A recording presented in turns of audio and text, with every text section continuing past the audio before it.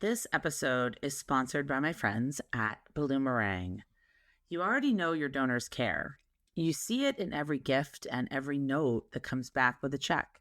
What you might not know is what they're telling us right now in the data. Bloomerang's 2026 Giving Signal Report surveyed more than 1,000 active donors. 91% say people need more help than ever, and 94% give more when they know exactly where their gift goes. The generosity's there. What's changed isn't the impulse to give. It's what donors need from you to say yes. The question is whether your organization is listening. Bloomerang's giving platform is built for purpose, to help you understand your donors, to help you act on the right signals, and most importantly, to help you raise more. Download the free 2026 Giving Signal Report at bloomerang.com. That's BLOOMERANG.com. And now on to the episode. Hello, and welcome to Nonprofit Nation. I'm your host, Julia Campbell, and I'm going to sit down with nonprofit industry experts, fundraisers, marketers, and everyone in between to get real and discuss what it takes to build that movement that you've been dreaming of. I created the Nonprofit Nation podcast to share practical wisdom and strategies to help you confidently find your voice, definitively grow your audience, and effectively build your movement. If you're a nonprofit newbie or an experienced professional who's looking to get more visibility, reach more people, and create even more impact, then you're in the right place. Let's get started.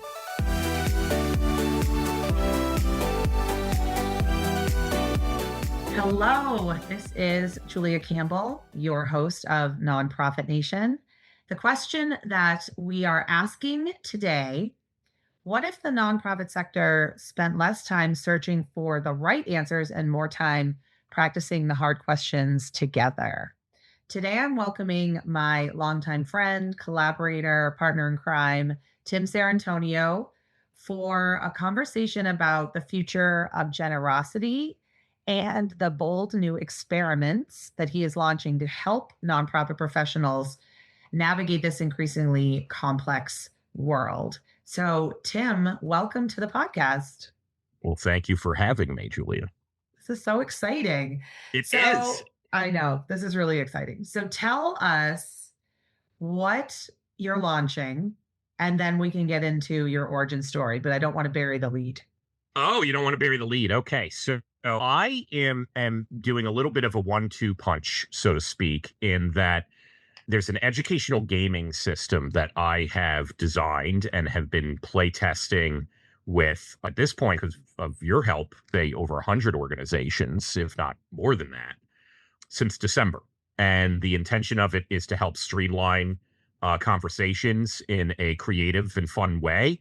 But alongside of it is the real vision, which is a peer learning network where we can use the lessons of the game with each other to make ourselves more confident in our jobs, to find connections with people that we may not have been able to connect with otherwise, and overall just give a nice, safer space to practice some of the decisions that we as professionals might make in our work.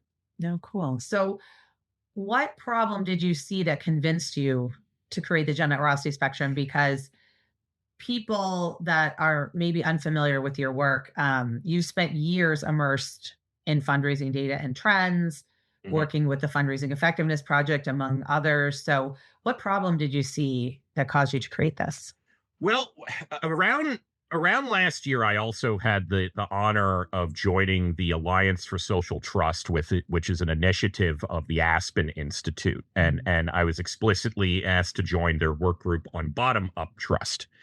And what I think I'm ultimately trying to help address here is that we need a better way to support practice-based evidence. So what I mean by that is we have a lot of problems and obstacles that are holding our true potential back in the nonprofit sector. And the issue is that for a very, very long time, we've taken a top-down approach and said, here are the best practices, this is what you should do. But And it's not even a fundraising issue. I could talk about fundraising at length, obviously, but program design, volunteer management, communications to your community, advocacy.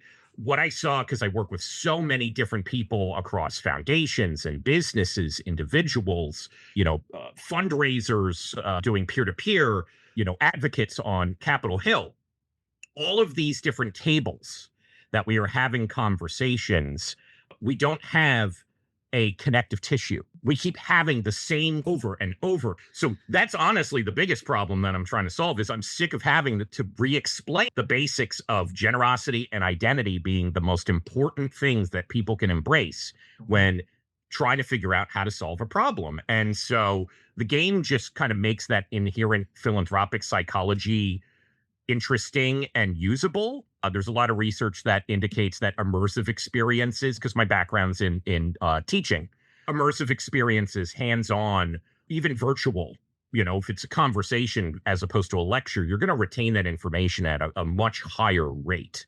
Mm-hmm. And so how can we design something that can be immersive, fun, and useful, right? You still need to get the skeptical people who never are going to touch a role play situation normally in their real lives. How do you get those people to go, no, I'll test this out? And that's what's been, part of the journey to make sure that everybody can play this. It's not just for fundraisers. It's not just for nonprofits. Everybody has a seat at the table when it comes to generosity. So that's why you chose gaming and role playing as the medium for this? Yeah. I got my start in the nonprofit sector in 2008 as a failed academic. I went to school and then I kept going to school and then I did it again and I was really in debt. And my father had flown to Chicago and he's like, you got to get a job, like a real job. And because I was working in coffee shops and I could make a mean, latte, white, flat white, all that type of stuff. But like the practical reality is that I always wanted to focus on bottom-up trust. Mm-hmm. It's actually what I went to school for, basically, is analyzing social movements, people try to make a difference at the grassroots level and their interactions with more institutionalized power. And so I said, okay, how do I want to do this? And eventually I ended up settling into a technology company and I was able to help it grow to pretty significant influence in the nonprofit sector. When I first started, the company only had like 300, people using the software. And to my, I left in November, but I think there's several thousand using it now. And I helped architect the brand vision, and it was ultimately rooted in how do we connect with people? How do we make authentic, meaningful conversations in partnership alongside of people with technology? So last summer, I said, yeah, technology is great, but like, it's not the only thing. In fact, most of the conversations I realized is people are having all of these webinars and they're downloading these templates and these guides and these checklists and going to conferences. And then they hit the meat grinder of reality and all of that dies at the table. And so I said, okay, let's step back. How can we get us all on the same page? And so the game is designed to do that. And the network's designed to then make that spread across everybody. I love that. No, I think that's so important. And I love that you pulled out the fact that we all go to conferences or we go to webinars and we get so much information, but we don't know how to apply it. And then there might also be underlying structural issues that are nonprofit or cultural issues that we cannot implement all these great things that we've learned at a conference or during a webinar. I'll tell a quick story that kind of exemplifies why I did it this way, because, I've had a lot of people, because folks, if you're listening, like the nonprofit sector does not have an educational gaming studio. There's nonprofits that focus on games. There's great conferences like Games for Change that just wrapped in New York City, for instance. But during my research, nobody really is focusing on one critical audience, which is nonprofit professionals, and especially people who need to ensure that like the lights stay on. Yes. And so there are professional associations, there's certificate courses, but the story that exemplifies this, I went to KeyCon which is put on by the nonprofit partnership over in Erie, Pennsylvania. Love them. Been working with them for a long time. I think you keynoted them, Julia. Yes. Yep. Yeah. And it's a great conference. And Oh, Shiri I love that conference. love that conference. And they get great people. And so Chiri Nkoshi was there. He's an author. He's a leader in our sector. He's somebody I deeply respect and admire. And in fact, something in his book, Neurogiving, helped inspire a pretty critical mechanic in the game. Mechanic meaning like a way the game works, a rule, right? And so this is years ago. And a lot of this is just like 20 years of things just kind of spiraling into and coalescing into this vision. And I sat down after finishing a like 5-hour workshop on recurring giving that I had done for a room of 40 people. And I said, oh, that's great. Let me take a break. Let me go watch Chirian. And he ended up making a lot of great recommendations that, if taken at face value, would have contradicted what I just told people. Nothing bad. Nothing like I love the conferences. But it's just like, if I'm sitting there, and that's just what, and I went up to him afterwards and I told him this. I was like, Chirian, what happens if like you could design a conference where like all of the talks actually support each other down to even the resources that we would propose? That is a lot of work. You and I know, because we will talk about this for the Nonprofit Social Media Summit, November 17th and 18th, that it's a lot of work. And you can't control what people are going to say. You can't control how they think. You and I also know that we don't like even being told what slide decks to use, let alone positioning of the whole thing. So that's an unrealistic way to approach a conference. But what happens if you can have something that unifies, no matter the room, no matter the space, no matter whether it's a conference or not, that core understanding of the conversation? And that's where the Generosity Roundtable was born, not as a way to consult. I am not a consultant. I want to make that very clear. Julia's got that covered, right? There's a lot of people, and they're part of the advisory network. They're called the Guardians of the Game. There's about 20 plus folks where I invited in that they're subject matter experts. And I've been told, you're leaving money on the table, right? Because you're not like doing, let's just do a game for 10 people and charge them $10,000 and da-da-da. It's like, that's not the business model. That's not going to help the 97% of nonprofits who can't even afford to go to the regional conference, let alone fly to, San Diego or Baltimore next year for AFP Icon. Again, beautiful things happening there, but could we take what's happening in those hallways, those happy hours, and actually share it into a larger network? And that's ultimately the vision. We can get into how that's going to work, but it's ultimately, look, we're having so many conversations. Let's share. It's a crowdsourced vision, and you see this in healthcare. You see this in aviation. This is how they do these things. So we're just simply catching up. And I just happen to be first. So, yeah.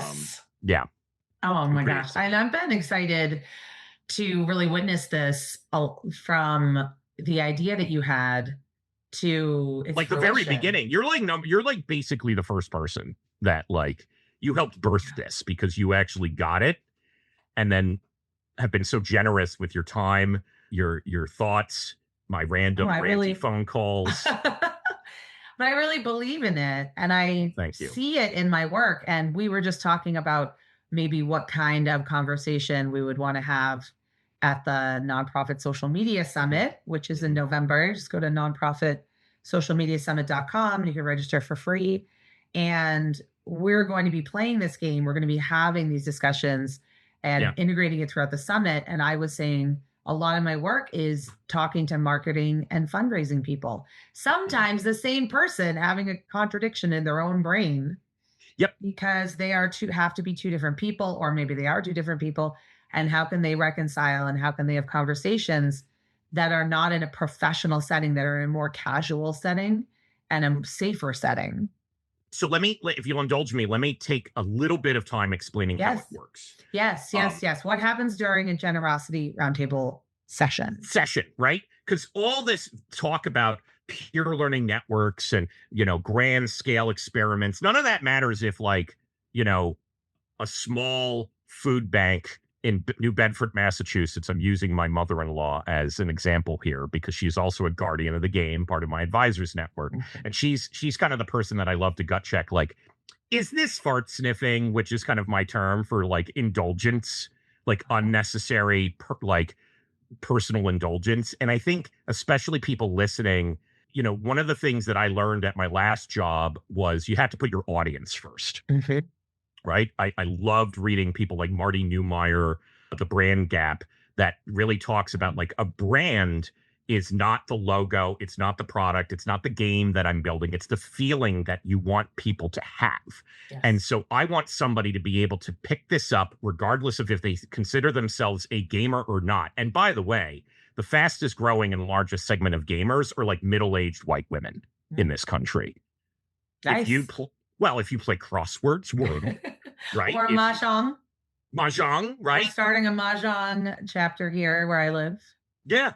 So people, games and creativity and play are not for kids. In fact, it is very well documented that things like role play, which is just giving yourself a bit of a distance from yourself and the decisions that are being made. It's like, oh, I'm going to use this character, this avatar, and I'm going to put it into that. In corporate work, in work with children, for instance, there's research studies that show that people's confidence goes up, that their decision-making clarity is much tighter. And so I ultimately settled on a role-playing game because I feel like we can't always hire a Julia Campbell to come in and go, why are you doing it this way? So what you can, for just like a one-time cost of $500, is to get this deck of cards, these supporting materials that help you organize a table-wide conversation. If anybody's ever been part of a Jeffersonian dinner, or as our mutual friend Rachel D'Souza likes to call it, a Morrisonian dinner after Toni Morrison. All it is a table-wide conversation. And I've done this for years. Julia, you and I did these dinners pre-COVID. Yes. And so I said, wow, we have these great conversations. So why don't I make this a game, basically? So you're having a conversation game. So you say, I'm going to play this character. There's 10 core archetypes rooted in philanthropic psychology, right? So Julia, you are the connector. You're the connector. And so what does the connector mean? The connector, I mean, it's kind of in the name, focused on collaboration, focusing on getting the right experts, the right answers. We talked about it before. It's very eldest daughter coded, where we have to have the solution. And we really like, when we see a problem, we really want to fix it, but we want to connect people with the right resources. And what's fascinating about that one is there's 5 categories, and I've been honing this and studying this for I would say definitely the past 4 years in my personal life, and then kind of validating that whenever doing presentations or looking at fundraising effectiveness project and research or the Aspen Institute work, and especially a lot of this is rooted in the studies that I had under Jen Shang at the Institute for Sustainable Philanthropy. So to distilling down that certificate course into, look, people make decisions from a generosity standpoint, not money, but generosity. And this is not a nonprofit thing. I actually even designed this originally as a donor conversation game because it's like, why do we make a decision about philanthropy, about giving, about volunteering, about advocacy, about, liking a tweet or whatever? And so people do it for benefits, right? They do it because they get something out of it. They do it for the reputation. They do it for the story. They do it for that kind of local connection, right? You know, you hear Dunkin' Donuts, things might activate in you or Buc-ee's, right? If I say like Stewart's, if I say like even local convenience store chains, depending on where we are, right? Like, that's going to activate something in people, right? Yes. And then finally, a more kind of global values, right? I don't want people to be hungry. These are all inherent to us. They're just whether they're stronger in the moment and stronger as part of our identity. Self-determination theory in regards to philanthropic psychology tells us we give because our identity validates that. Right? We don't feel guilted. We feel that the money's being well spent. We feel part of a community, but ultimately we see As Seth Godin says, Yes. people like us do things like this. So that's kind of, if I'm gonna be like, he said better than me, that's what you start as. But what's cool about the game is you don't have to play as yourself. Most people are very uncomfortable to start if they've never role played, especially, and they're like, can I just be myself? Sure, go ahead. That's cool. Have fun with it, right? You know, give yourself a little bit of pizzazz, but like, it's a game. It's going to take 20 minutes. It's okay. But I've had people, our very first session, Ben Williams played it as his board president. He's the executive director of the Connect Center, who's my fiscal sponsor, because we're actually funding this through a hybrid of traditional e-commerce sales and philanthropy. And so I have a fiscal sponsor, and he was like, I don't want to be me. I want to be my board member. He didn't fill out a character sheet. He just showed up, right? Yep. All you had to do is look at something and go, oh, that sounds like this person. And then you say, we're going to talk about this topic and have this conversation outcome, right? The very first thing my wife asked me was, how do you win? No, a woman. How do you win a conversation, A woman after my own heart. How do you win? But how That's to all what I want to know. How do you win? When you're sitting around a table, though, of people having discussion about a topic, how do you win in that? It's a collaborative story. How do you win in a collaborative story? You win by coming to some kind of shared knowledge and some kind of shared solution that everyone has a stake in. And that's it. It's a consensus game. The way that it speeds that up, because otherwise I just described a well-organized staff meeting. What makes it fun is that it's like you have to choose one of 3 cards. That's it. Yeah, you got communications type cards, engagement type cards, operations type cards. This is after months of research and realizing that a donor-facing game by itself was not going to be enough, because every nonprofit person asked me, but what about me? What about my problems? So I said, okay, let's expand it. And now it's been adaptable to not just fundraising, but security protocols for national organizations who are worried about political overreach. I've played it with food banks who are trying to figure out that they got too many grants. And so so now the grant people are like, you have too much money, right? Like, what do you do in that situation? I even talked with another Guardian this morning where she wants to use it to wade through their strategic planning for the next 5 years and to kind of help move away from major gifts, because as the Fundraising Effectiveness Project tells us, like, we're concentrating too much focus on that. So how do we expand things there? So it could be fundraising, but it could be so much more than that. So that's kind of how it works, folks. Now, the best thing to do, and then I'll stop, monologuing, because that's not a fun dialogue, Julia. We know that. Go online. Watch Julia. The best games, the best rated games are not the ones that I've run. Julia has the best rated games. Oh, when we did Megan Walsh, is that last Megan name? Walsh and From Mina Das. Ethiopia, and Mina Das of Namaste Data. Okay. And they unpacked what to do when you have too much data coming from too many places and too many sources. And Roots Ethiopia, I will definitely get this wrong, but I will put the proper stats in the show notes. They operate in one country, but throughout the entire country. And then they have chapters across the United States that help them raise awareness and raise money. So they're not just local, but they're very small. It's very volunteer driven. I think, that's how do they manage all of this? If even that, So that was kind of, and we developed that scenario, and that's kind of what the vision of the Peer Learning Network is that there's a lot of Megans. Yes. And we want to make sure that Megan doesn't feel alone.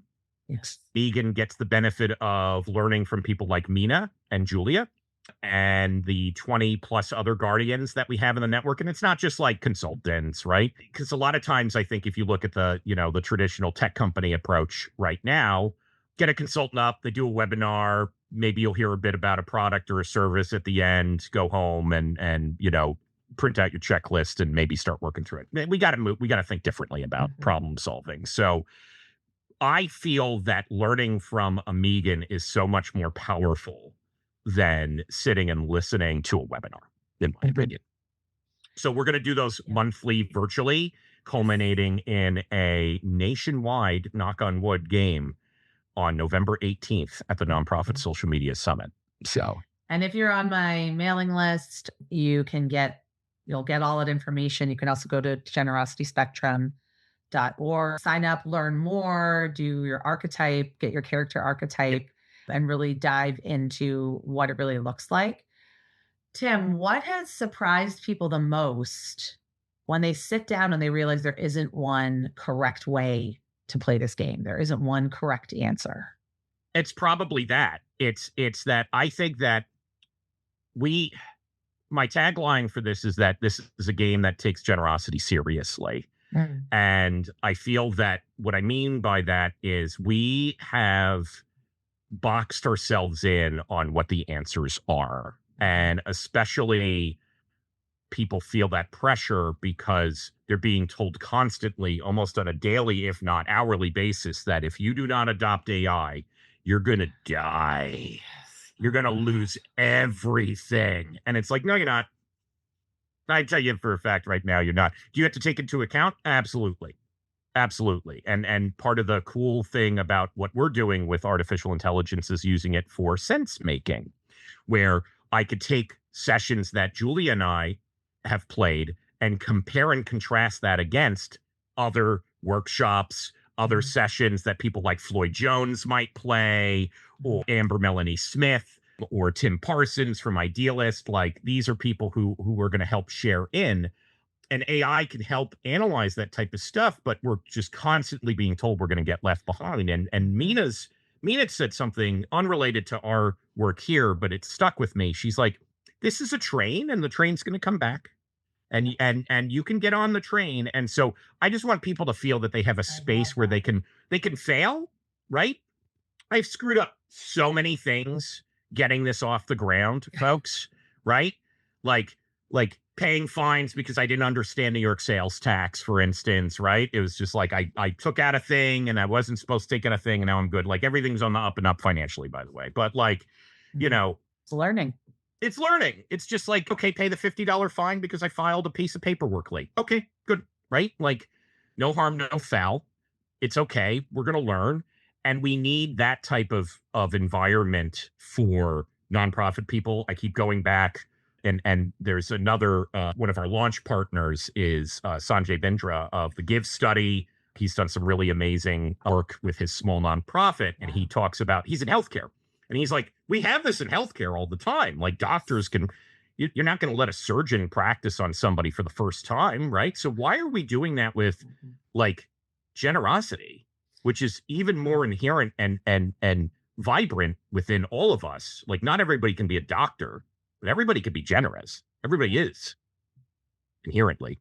Everybody, well, bad systems are what enable that behavior. And I truly feel that you know, there's maybe a small amount of people who they've burned true generosity and empathy out of their system. But if we think about the 99% of the people in the world, you're an optimist.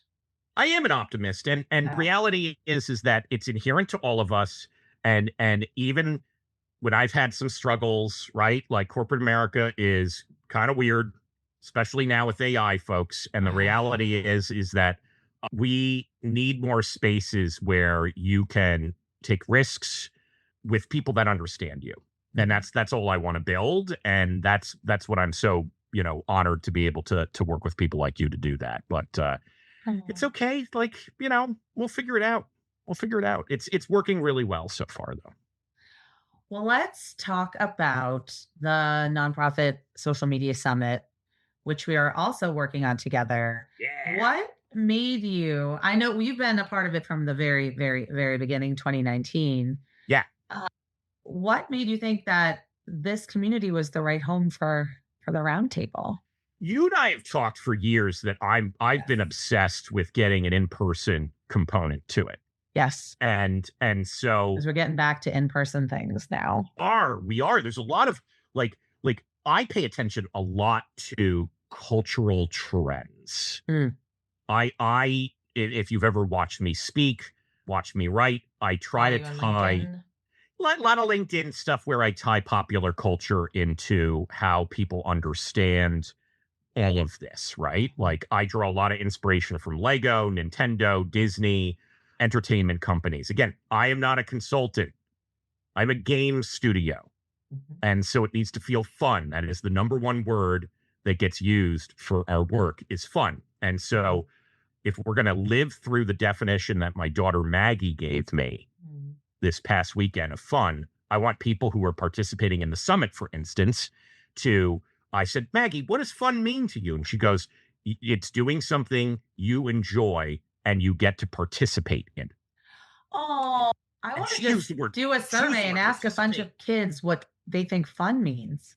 Yeah. That's so great. We'll get such good insights. I'll ask I my know kids. you can learn a lot from kids, right? I have young Yeah. daughters. I listen to them a lot. It has obviously influenced the play aspect.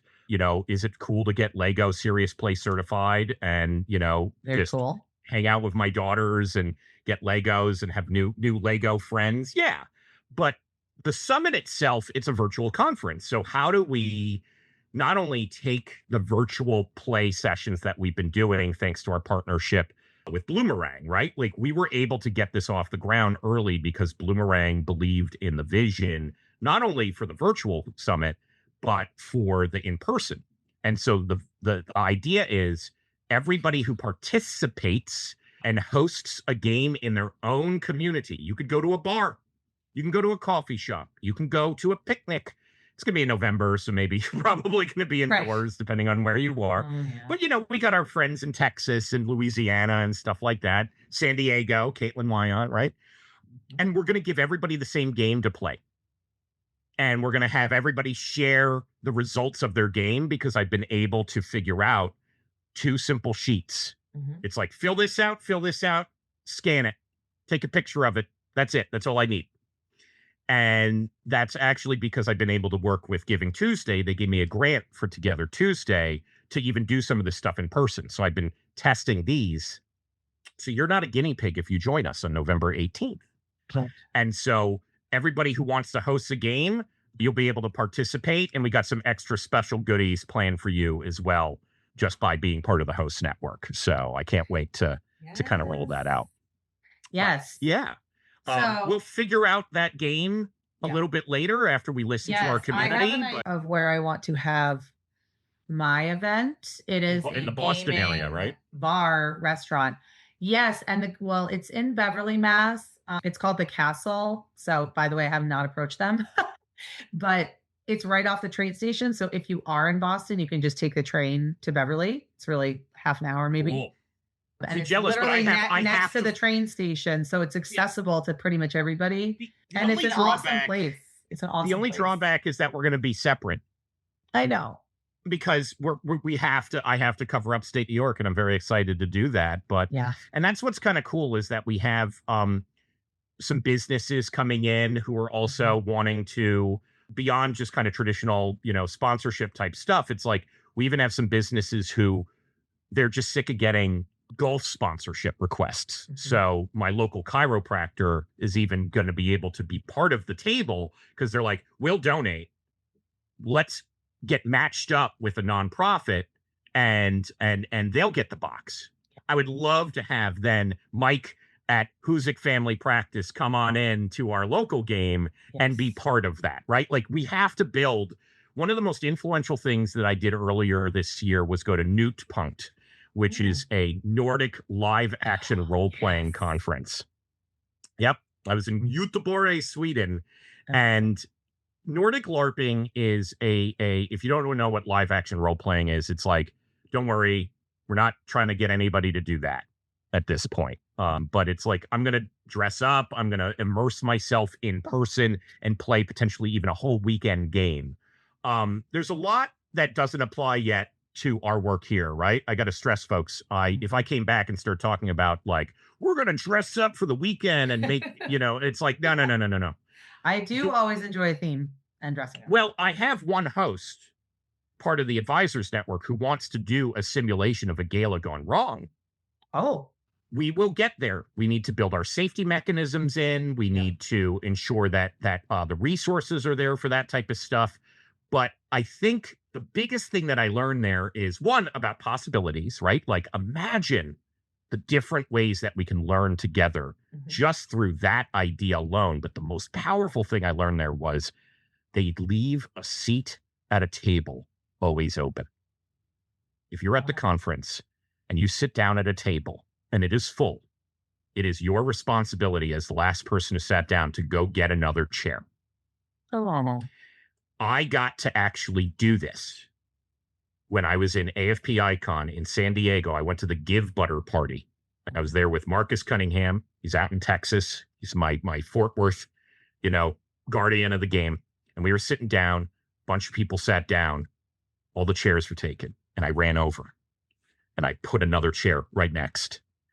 And somebody went and sat down. And we just kind of kept doing that as long as it made sense. Imagine a world, imagine a society where that is the default behavior. And that's ultimately the value that comes out of this, is that things should be fun. It doesn't mean that it's easy, but you always should have a seat at the table when it comes to generosity. So I think that that's what I'm so excited to actually put into practice with people on November 18th. And we'll do it on the 17th, right? We're going to have some fun and games virtually. And then, we'll go into the end of the year strong. And we got some big ideas, Julia, beyond that. But this is what I know that we can promise right now. Well, as we're wrapping up, tell us more about the launch and how we can get this game. So if you're listening now, it should be launch week. And so if you go to generosityspectrum, you'll be able to inventory pending. And let's be realistic, even though I've produced 500 games and it would be glorious to be out of that by the end of the week, I don't think that's going to happen. But I feel pretty confident that people are going to be excited about this because we already have about a half dozen people who've reserved it. So that's something that, if you were really interested, I'm capping it at 500 for this year, only because I want to pause and make sure that everybody's supported for the summit. That's it. I don't need to be. We want to really make this like a hands-on support. I want to make this hands-on, right? 500's aspirational. We can make it work for 50 people, right? And we already have at least half of that. So we're in a good spot. But I want as many people to help build this as possible because it's a real prayer learning network. You get to connect with people like you who are having the same problems as you. You're not paying the $500 if you're buying it on your own for a box. The box is beautiful. You get some really cool supporting materials, all the cards, all the game mechanics. But technically, Julia, somebody can go to my Wikipedia, play the game without paying a dime. All the rules are there. I published all of the rules. You can, just like Dungeons and Dragons, you can get a piece of paper and you can write out things and play the characters. And that's not the point. The point is to give the infrastructure for us to learn together, and the game unifies that. And it's a high quality thing. You get a canvas bag, you get some zines, booklets, a mint. But you're having a conversation. I love it. But I'm going to keep the corporate social responsibility option open year round.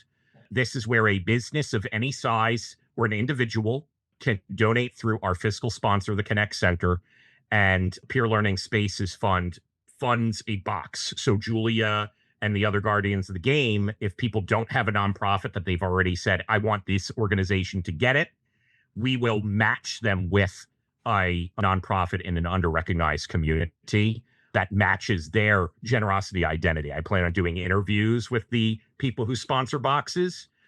And so if you're a nonprofit, just go to generosityspectrum.org, pick one up. We'll start mailing them out next week.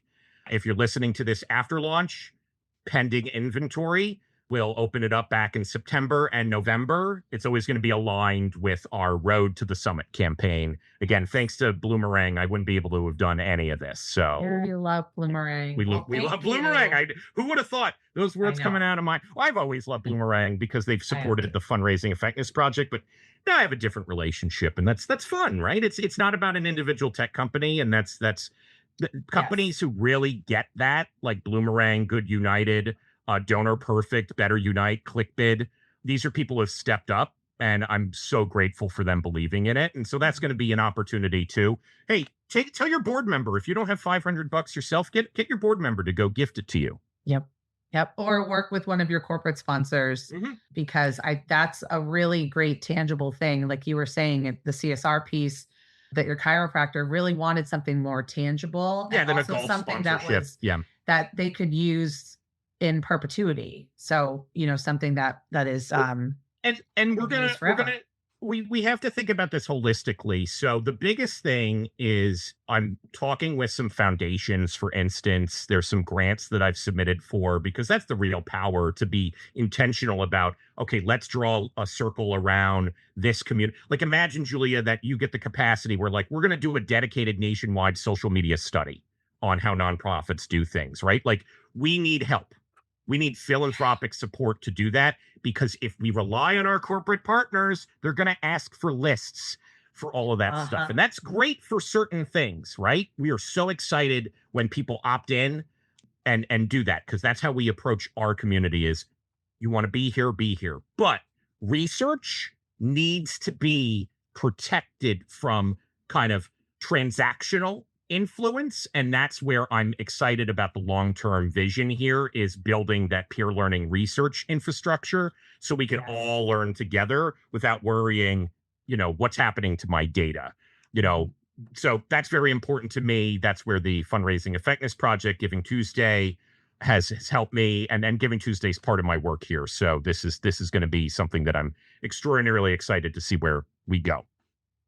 All right, generosityspectrum.org and nonprofitsocialmediasummit.com. You'll get all the information, and we'll be in touch. But thanks so much, Tim, for being on the podcast. So much fun stuff to come.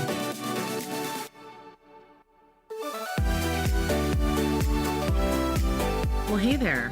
I wanted to say thank you for tuning into my show and for listening all the way to the end. If you really enjoyed today's conversation, make sure to subscribe to the show in your favorite podcast app, and you'll get new episodes downloaded as soon as they come out. I would love if you left me a rating or a review, because this tells other people that my podcast is worth listening to. And then me and my guests can reach even more earbuds and create even more impact. So that's pretty much it. I'll be back soon with a brand new episode. But until then, you can find me on Instagram at JuliaCampbell77. Keep changing the world, you nonprofit unicorn.